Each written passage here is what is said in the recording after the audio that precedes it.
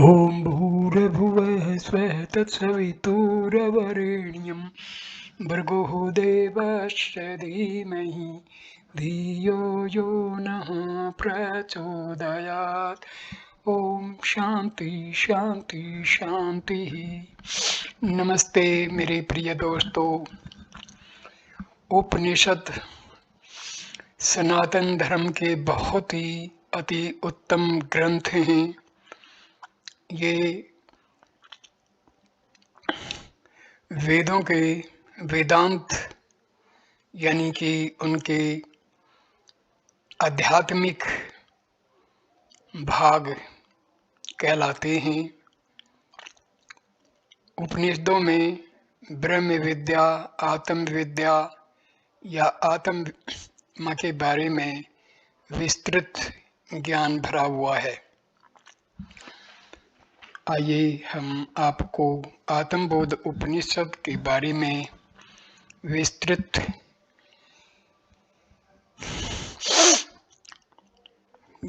ज्ञान का आनंद आपको उपलब्ध कराते हैं। आत्मबोध उपनिषद ऋग्वेद से संबद्ध है। इसे आत्म प्रबोध उपनिषद भी कहते हैं। इसमें 2 अध्याय हैं।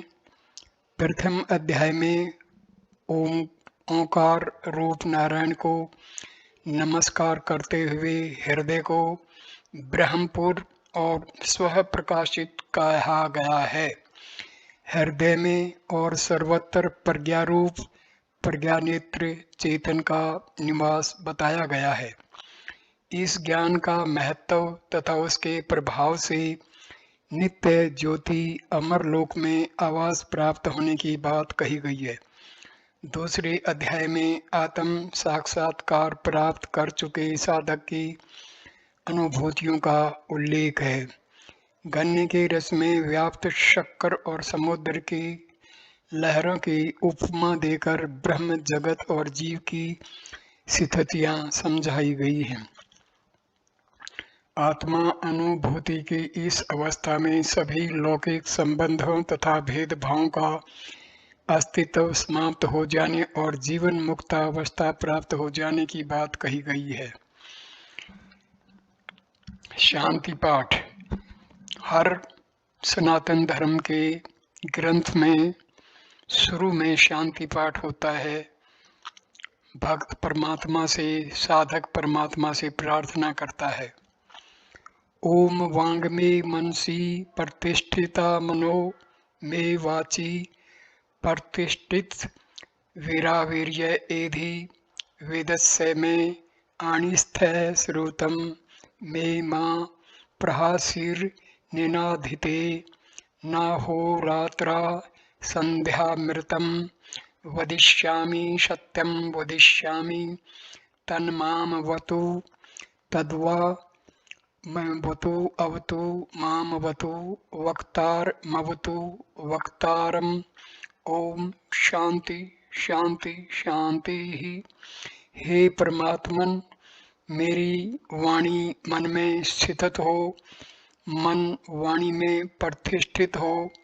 हे परमात्मन, आप मेरे समक्ष प्रकट हों, मेरे लिए वेद का ज्ञान लाएं, प्रकट करें।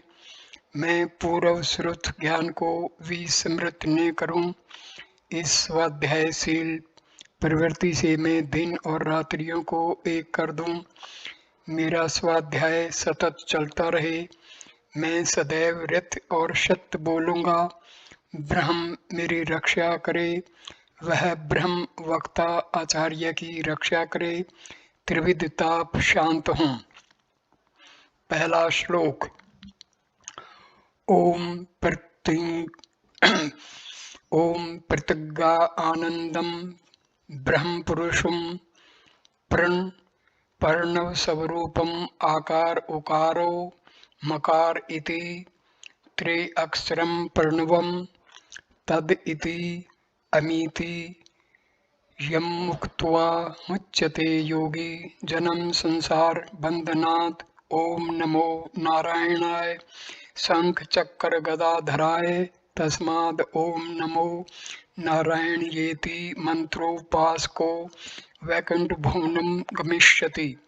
स्वयं अपने आप में आनंद स्वरूप विराट ब्रह्म पुरुष आकार उकार मकार से युक्त यह 3 अक्षरों वाला ओंकार रूप प्रणव का स्वरूप है।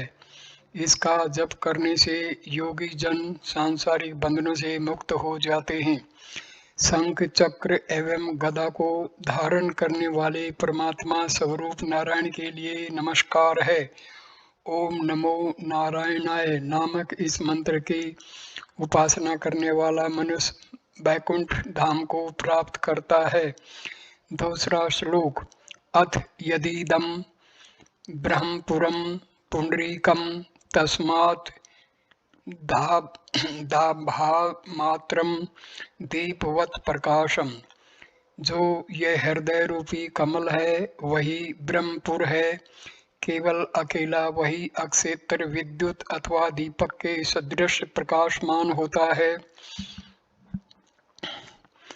आध्यात्मिक दृष्टि से भी हृदय अक्षेत्र में दिव्य प्रकाश का बोध होता है तथा शरीर विज्ञान के अनुसार पेस मेकर में भी हृदय को संचालित करने वाले स्पंदन स्वतः ही उभरते रहते हैं। इन्हीं काय विद्युत स्पंदनों का अंकन ECG आदि यंत्र करते हैं। तीसरा श्लोक। ब्रह्मण्यो देवकी पुत्रो ब्रह्मण्यो मधुसूदने ब्रह्मण्यै पुंडरीकाक्षो ब्रह्मण्यो विष्णुर्च्युत। देवकी पुत्र भगवान कृष्ण ब्राह्मणों का हित चाहने वाले हैं। वे मधुसूदन ब्राह्मणों का सदा हित करने वाले हैं। कमल के सदृश नेत्र वाले भगवान विष्णु ब्राह्मणों के शुभ चिंतक हैं तथा वे अविनाशी भगवान अच्युत ब्राह्मणों के प्रिय हैं।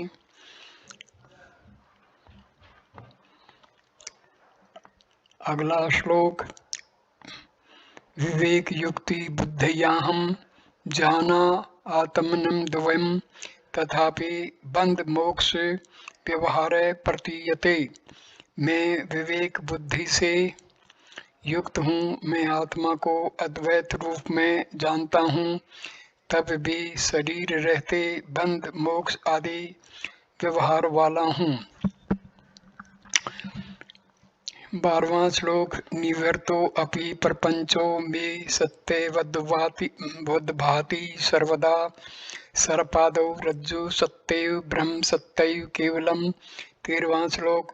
प्रपंचाधार रूपेण वर्तते तो जगन्न ही यथे अक्षुर संव्याप्ता शर्करा वर्तते तथा। 14वां श्लोक। ऐद्वै ब्रह्म रूपेण व्याप्तो अहम वै जगत तरियम ब्रह्मादि कीट पर्यंता प्राणिनो मयि कल्पितः। 15वां श्लोक। बुद्बुदादि विकार संगत तरंग सागरे यथा तरंगच्छतं ध्रुवं सिंधुर्धने वाच्यति यथा तथा। 16वां श्लोक।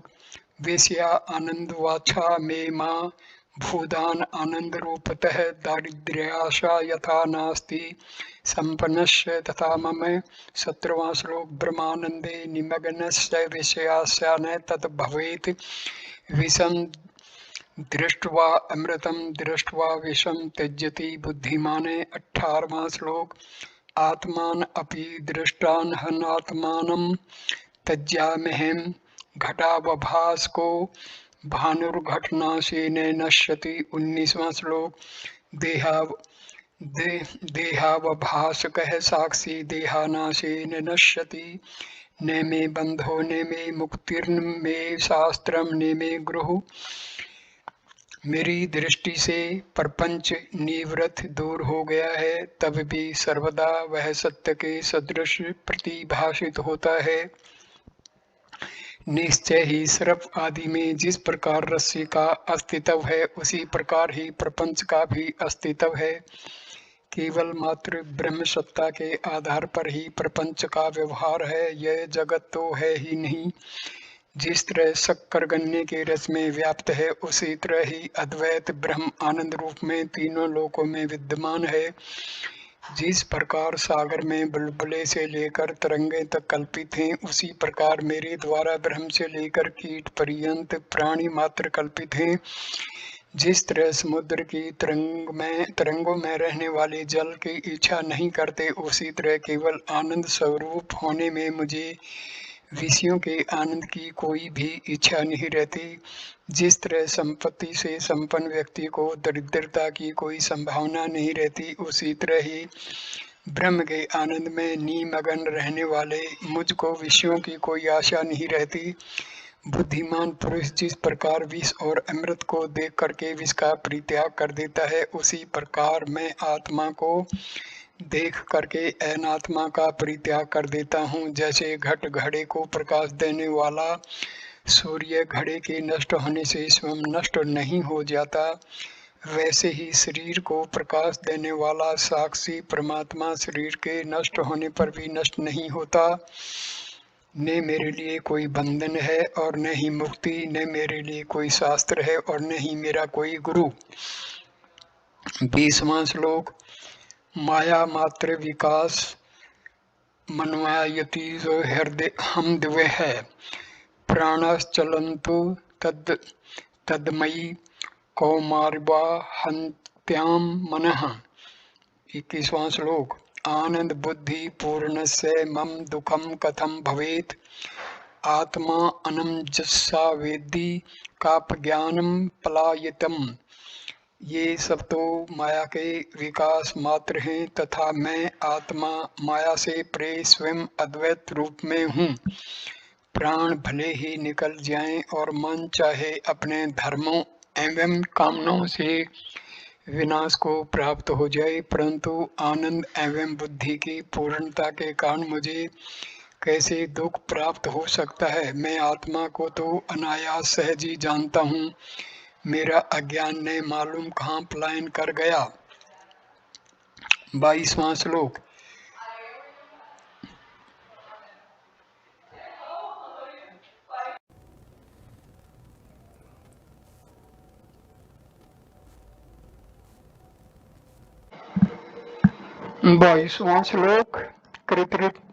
कृत्रितो मध्य में नष्टम कर्तव्यम वापि न कंचित, ब्राह्मणीयम कुलगोत्रे च नाम सौंदर्य जातय, सथुल देह गता अतई सथुल नस्य में नहीं, अक्षु पिपाशा साधे बाधिर कारम क्रोधादयो खिला, लिंग देहगता अति लिंग से न संति ही, जड़त्व प्रिय मोद धर्मा कारण देगदा।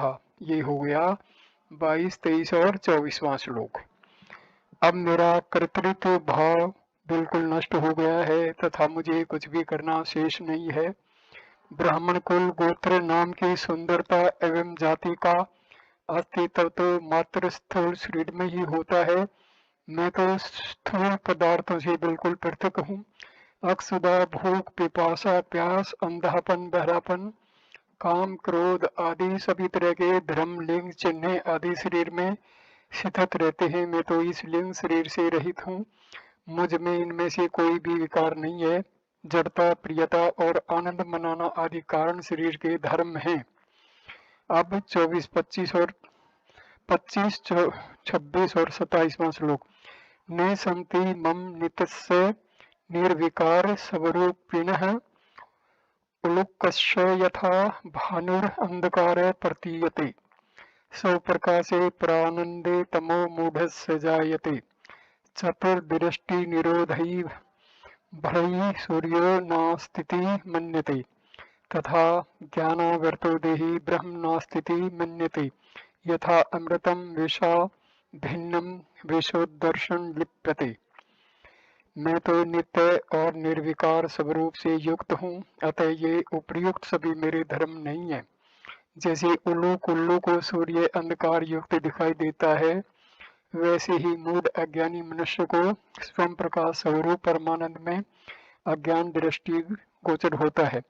जैसे ही बादलों के कारण चारों ओर से दृष्टि के रुक जाने से लोग समझते लगते हैं कि सूर्य नहीं है, वैसे ही मूढ़ता से आवृत प्राणी यह मान लेता है कि ब्रह्म है ही नहीं। जिस प्रकार से अमृत विष से अलग है, इस कारण विष के दोषों से वह दूषित नहीं होता, उसी प्रकार मैं आत्मा जड़ से भिन्न हूँ, अतः जड़ के दोषों का मुझ में स्पर्श नहीं होता। 28, 29 और 30वें श्लोक। न स्पर्शामि जड़ा भी भिन्नो जड़ दोषान प्रकाशतः सबलपापी दीपक अणिका बाहुल्यम नाशयेतमः सबल्पो अपि बोधो निबड्डम बाहुल्यम नाशयथा कालत्रे यथा सर्पो रज्जो नास्ति तमयि अहंकार देहांत जगन सत्य हम दिवह चिद्रूप त्वान में जाड्यम सत्यवान्नानिर्तम मम। जैसे दीप गणिका अर्थात दीपक की छोटी सी ज्योति भी बहुत बड़े अंधकार को भी नष्ट कर देती है, वैसे ही थोड़े से प्रकाश का प्रकाश भी घने अंधकार रूपी ज्ञान को भी नष्ट कर देता है। जैसे रस्सी में तीनों कालों में कभी भी सर्प नहीं है, वैसे ही अंधकार से लेकर शरीर तक का संसार मेरे अंदर तीनों कालों में नहीं है। मैं तो केवल अद्वैत रूप में ही हूँ। मैं चैतन्य स्वरूप, इसलिए मुझ में जड़ता नहीं है। मैं सत्य स्वरूप हूँ, इस कारण मुझ में झूठ नहीं है। मैं आनंद स्वरूप हूँ। 31वां श्लोक। आनंदवान में दुखम ज्ञानम दवाति सत्यवत है आत्म प्रबोधिनी मुहुर्मुपाशित्वा न स पुनरावर्तते न स पुनरावर्तते इत्युपनिषद। आनंद स्वरूप होने के कारण मुझ में दुख नहीं है। ये सब जगत प्रपंच तो केवल अज्ञान से ही प्रतिभाषित होते हैं। इस आत्म प्रबोध उपनिषद का जो व्यक्ति को चक्षण भी उपासना साक्षात्कार प्राप्त कर लेता है, वह पुण्य संसार में नहीं आता है। ऐसी ही यह उपनिषद रहस्य विद्या है। ओम वांग में मनसी इति ही शांति इत्यादि बोधो उपनिषद समाप्ता। ये उपनिषद संपूर्ण होता है और इसके साथ ही ये वीडियो भी पूर्ण हो जाता है। नमस्ते दोस्तों, धन्यवाद।